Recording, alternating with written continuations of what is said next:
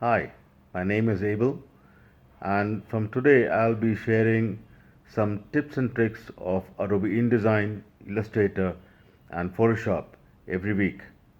Let's get started. Today we're going to learn about how to give a border with corners around a text frame, and also how to do this across pages just in case you need to highlight a particular section like so. Yeah, so let's go right ahead and create a new page, a new document.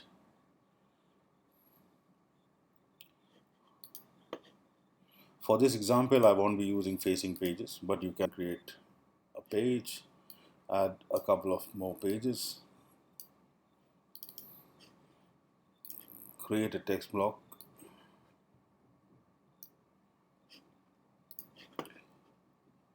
pick up the thread, go to the second page, let it run full, pick up the thread again, go to the third page, and let's say this is where our section would end. So we can just go ahead and now fill it with some placeholder text. There you go. Okay. Now let's go to the first page.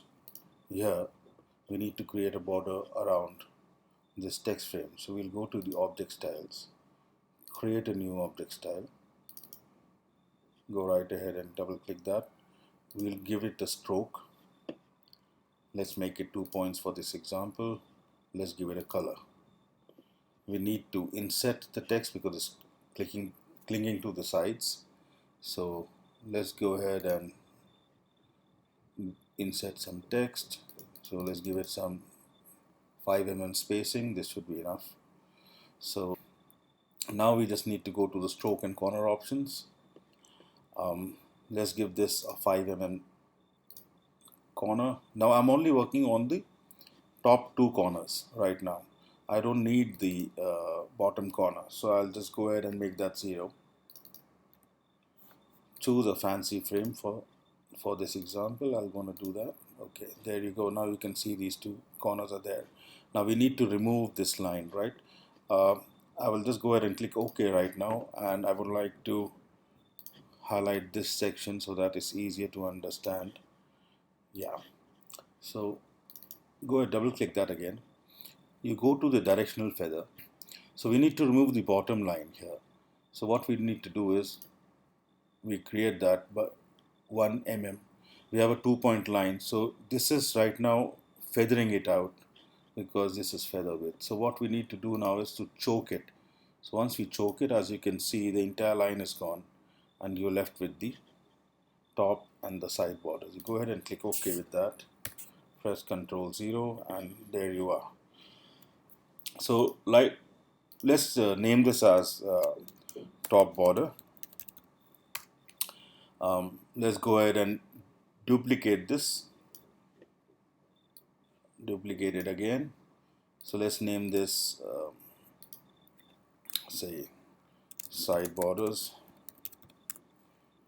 and go ahead and click this and say bottom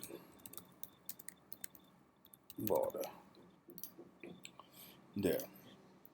So now let's go to the next page.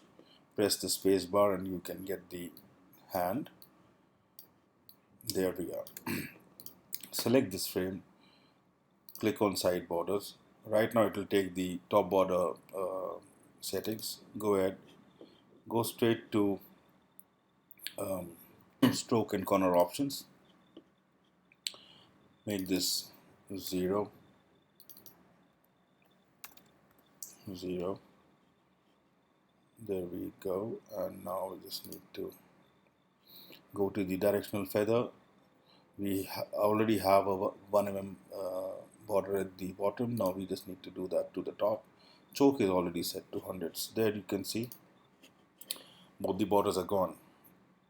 Now let's go to the other page.